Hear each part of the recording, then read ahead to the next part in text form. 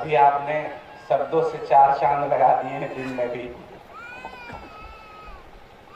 सर्वप्रथम संपूर्ण मानवता को, संपूर्ण विश्व को मानवता का पाठ पढ़ाने वाले एक महान दार्शनिक, एक महान वैज्ञानिक, एक महान चिंतक तथागत गौतम बुद्ध को नमन करते हुए, इस देश के राष्ट्रीय ध्वज तिरंगे को नमन करते हुए, मैं इस देश में जन्म लिए उन तमाम महानायकों को नमन वंदन करता हूं, जिनके त्याग और बलिदान के बदौलत आज आप और हम यहाँ उपस्थित हैं। साथ ही मंचासीन अतिथियों में हम सबके सम्राट अशोक क्लब के सम्मानित अध्यक्ष, इस परिवार के पिता डॉक्टर दीनानाथ मौर्य जी का नमन वंदन करते हुए, हम सबके विचारक, हम सबके जुबा में जो शब्द हम बोल रहे हैं उसकी प्रशिक्षण, उसकी ट्रेनिंग देने वाले हम सबके राष्ट्रीय प्रवक्ता डॉक्टर सच्चिदानंद मौर्य जी का मैं अभिनंदन करता हूं। साथ ही जिनके संसर्ग में, इस संगठन में आने के बाद मैंने बहुत धैर्य और शालीनता को सीखा है, शीतलता को सीखा है, हमारे राष्ट्रीय महाप्रबंधक महोदय डॉक्टर आरपी मौर्य, उनका भी मैं नमन वंदन करता हूँ। साथ ही तमाम हमारे सम्राट अशोक क्लब के जांबाज कार्यकर्ता, क्रांतिकारी साथी, जिनसे मैं प्रतिदिन कुछ न कुछ सीखता हूँ और आह्लादित होता हूँ कि मैं इतने सुंदर परिवार में आकर जुड़ गया। शायद मैं जहाँ था, शायद मुझे लगता था कि मैं ही अहले जिंदगी जी रहा हूँ सर, क्योंकि जहां मैं था शायद इंडिया में नहीं होता, आउट ऑफ इंडिया होता, और देश दुनिया की जो भी भौतिक सुख होती है वो शायद मेरे पास होती, आज भी होती, लेकिन उससे कहीं अधिक होती। और मैं बार बार कहता हूं, अभी तो मेरा एक पासपोर्ट भरा था, शायद दूसरा भी भर जाता, लेकिन आप लोगों के कारण दूसरा पासपोर्ट मेरा आधा ही रह गया। लेकिन फिर भी मुझे इतनी खुशी हो रही है आप लोगों के साथ जुड़कर कि उसको मैं शब्दों में बयां नहीं कर सकता।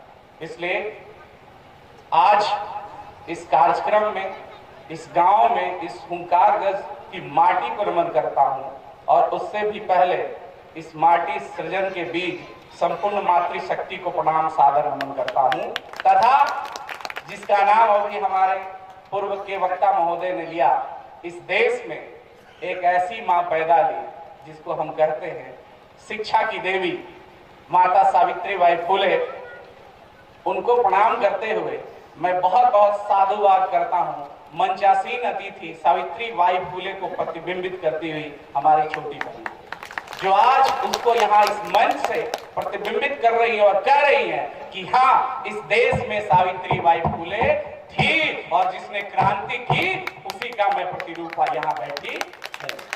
इसलिए इस बात का एहसास कराना इन तमाम माताओं और बहनों का, आपका यहाँ बैठे रहना, आपका यहाँ पूरे कार्यक्रम में बैठे रहना, ये मात्र एक अतिथि भर का नहीं है। आप एक सिर्फ अतिथि नहीं है, आप ये अपने आप को महसूस कीजिए कि आप जितनी देर यहाँ बैठेंगे, इस गांव की बहू बेटियां, मां बहन और आने वाली पीढ़ी माता सावित्रीबाई फुले को याद करेंगी और उनके पथ पर चलने के लिए अग्रसर होंगी। ये आप उनको प्रतिबिंबित कर रही हैं। इसलिए मैं तो जो हमारी आज यहाँ उपस्थित हैं बीपीआरओ मैडम, उनसे मैं निवेदन करूंगा कि इसी मंच पे नहीं, ये मेरा करबद्ध प्रार्थना है, इसी मंच पे नहीं, जब कभी भी आपको ऐसे सार्वजनिक, ऐसे तो आप लोक सेवक हैं ही, जब कभी भी आपको ऐसे सार्वजनिक मंच पे जाने का मौका मिले तो आप कम समय नहीं बल्कि बहुत अधिक समय लेके आइए। किस लिए? इसलिए नहीं कि ये कौम बैठी है, इसलिए कि ये कौम बैठी है। इसको आपको पथ दिखलाना है। जब ये देखेंगे, क्योंकि जिस कौम से आप आती हैं उस कौम का इस देश में क्या हाल है, आपसे बेहतर पढ़ने लिखने के बाद कोई नहीं समझता होगा। और उसी की लड़ाई सम्राट अशोक क्लब भी उस संस्कृति की लड़ाई लड़ रही है। जहां तक बात विषय वस्तु की है, तो आज के विषय वस्तु पे मैं तो पहले ही बोला, हम लोग जो बोल रहे हैं, मैं छात्र था भाई टेक्निकल, मैं तो इंजीनियरिंग बैकग्राउंड से हूं, लेकिन इतिहास को पढ़ा कर जब यूपीएससी की तरफ गया, उधर मेंस लिखा, और जब से 8 साल 10 साल से जब दिल्ली या अदर इंस्टीट्यूट में पढ़ा रहा हूं, लेकिन जितना मैं इतिहास अपने डॉक्टर साहब से सीख रहा हूं, शायद वो उधर सिलेबस में भी नहीं था। और आज के डेट में मैं पहले भी आपको बताते रहा हूं कि इस बिहार में ही कम से कम हमारे जो है स्टूडेंट 17 बीपीएससी वाले जो है एसडीएम और उस रैंक के पदाधिकारी हैं, लेकिन इतना पढ़ाने के बाद भी जब मैं सर के सामने आता हूं तो अपने आप को अधूरा पाता हूं। इसका मतलब कि कभी भी ज्ञान का घड़ा किसी का भरता नहीं, कभी भी ज्ञान का घड़ा किसी का भरता नहीं है। इसलिए मैं उस दिशा में नहीं जाऊंगा जब हमारे यहाँ पे गुरुजी उपस्थित हैं, लेकिन मैं बस इतना ही कहना चाहूंगा आप तमाम कार्यकर्ताओं से और हुंकार गढ़ की माटी से। इसलिए सिर्फ ये बात आप ध्यान से सुनिएगा जो आपने यहाँ स्थापित किया है, बेवजह दिल पे न कोई बोझ भारी रखिए, बेवजह दिल पे न कोई बोझ भारी रखिए, जिंदगी एक जंग है, इस जंग को जारी रखिए। बेवजह दिल पे कोई बोझ न भारी रखिए, जिंदगी एक जंग है, इस जंग को जारी रखिए। कितने दिन जिंदा रहेंगे इसकी चिंता न कीजिए, कितने दिन जिंदा रहेंगे इसकी चिंता न कीजिए, किस तरह जिंदा है इसकी खुमारी रखिए। और बात है प्रतीक की, राष्ट्रीय एकता और अखंडता की, तो देखिए मंच से या कहीं भी इंसान जो है दो बातों को बोलता है अपने जीवन में भी, कभी भी या तो झूठ बोलता है या तो सच बोलता है। नहीं, या तो वो झूठ बोलता है या तो सच बोलता है, बीच का कभी कुछ नहीं बोलता है। तो चाहे इस मंच के माध्यम से, चाहे पूर्वज के इतिहास के माध्यम से, पूरे भारत के इतिहास या आपके घर परिवार में कभी भी आदमी दो ही चीज बोलता है कि तो झूठ मत बोलो, सच बोलो, यानी दो ही बातें रह जाती है, झूठ नहीं बोलो या सच बोलो। और मैं कहता हूं कि इसमें 3 वाक्य आते हैं। एक, झूठ बोलना, जो सबको झूठ बोलना नहीं चाहिए, माँ बाप गुरु शिक्षा सब हमें सिखाते हैं कि बेटा कभी झूठ नहीं बोलना। क्या बोलना चाहिए? सच बोलना चाहिए। लेकिन एक बात शायद मेरे बाप और मेरे गुरु ने भी नहीं सिखा पाया, जो यहाँ के गुरुओं ने मुझे सिखा दिया, और जो इतिहास के पन्नों में मैंने जब खोजा तब जाके पता चला कि अरे भाई ये तीसरा वाक्य तो सबसे कड़ा और महंगा था। वो तीसरा शब्द क्या था? झूठ नहीं बोलना चाहिए। तो क्या बोलना चाहिए? सर सच बोलना चाहिए। इतना ही सहज और इतना ही काफी नहीं है। सच बोलना चाहिए, सबको पता है, लेकिन सच को धारण करना चाहिए ये किसी को पता नहीं। सच सारे लोग बोल देते हैं, लेकिन सच को धारण करना, अपने अंदर उतारना, यह दुनिया का सबसे कठिन काम है, दुनिया का सबसे कठिन काम है। और शायद इस देश में जितने भी महानायक और महापुरुष हुए, चाहे वो तथागत गौतम बुद्ध हो, चाहे वो माता सावित्रीबाई फूले हो, सम्राट अशोक महान हो, बाबा साहब अंबेडकर हो, ललई सिंह यादव हो, पेरियार रामास्वामी हो, कोई भी व्यक्ति, उन्होंने क्या किया?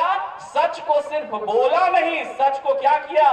धारण किया, अपने जीवन, अपने मन मस्तिष्क अंतर मन में उतारा, जो तीसरा वाक्य था। और याद रखिए, जब तक हम और आप सच बोलते रहेंगे उससे काफी, उससे कुछ होने वाला नहीं है, जब तक कि उस सच को धारण नहीं करेंगे।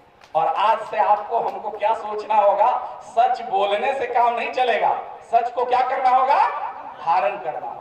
और शायद राष्ट्रीय एकता और अखंडता में जिन प्रतीकों को लिया गया, चाहे वो राष्ट्रीय पक्षी हो, राष्ट्रीय पशु हो, राष्ट्रीय वाक्य हो, राष्ट्रीय प्रतीक चिन्ह हो, जिन प्रतीक चिन्हों को लिया गया वो सिर्फ सच बोलते नहीं बल्कि सच को धारण करते थे, इसलिए उनको अपने देश ने राष्ट्रीय प्रतीक के रूप में लिया और धारण करने का वजह ही है कि इस देश की, इस राष्ट्र की एकता और अखंडता आज तक अछूत और बरकरार है। हम कहते हैं कि विविधता में भी एकता है। ये राष्ट्रीय प्रतीकों का ही महत्व है। मैं उधर नहीं जाना चाहूंगा इसलिए कि सर उसको विस्तृत तरीके से बताएंगे, लेकिन जब मैं इस गांव में दूसरी बार तीसरी बार आया, बहुत पहले भी आया था, और आज सर बता रहे थे कि भाई मैं उस समय इस गांव में आया था जिस समय यहाँ रास्ता तक नहीं था,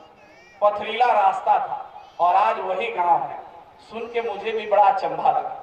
फिर मुझे एक सत्य, अगर संचालक महोदय समय हो तो मैं एक सत्य घटना है जिसको मैंने पढ़ा है, सुना भी है, एक सत्य घटना है, उसको मैं आपके जहन तक लाना चाहता हूं और ध्यान से सुनिएगा। उत्तर अमेरिका में,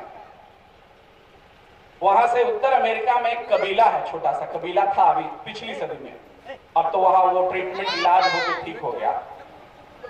उत्तर अमेरिका में एक कबीला था, उस कबीले में करीब 2000 की आबादी रही हो। उस कबीले में जब कोई भी बच्चा जन्म लेता था तो 4 महीना के बाद अंधा हो जाता था। जन्म लेने के 4 महीने के बाद अंधा हो जाता था। यह सच्ची घटना है। क्यों अंधा हो जाता था? जब भी बच्चा जन्म लेता था 4 महीने की आयु होती थी वो अंधा हो जाता था। ऐसा इसलिए था कि वो जो कबीला आदिवासी इलाका जो बसा हुआ था तो जंगल के इसी तरह पहाड़ों के तराई में जंगल में बसा हुआ था, और उस वहां एक प्रकार की मक्खी पाई जाती थी। वो मक्खी का ऐसा विष होता था, या यूं कहे पॉइजन, कि अगर वो 4 महीने के अंदर बच्चे को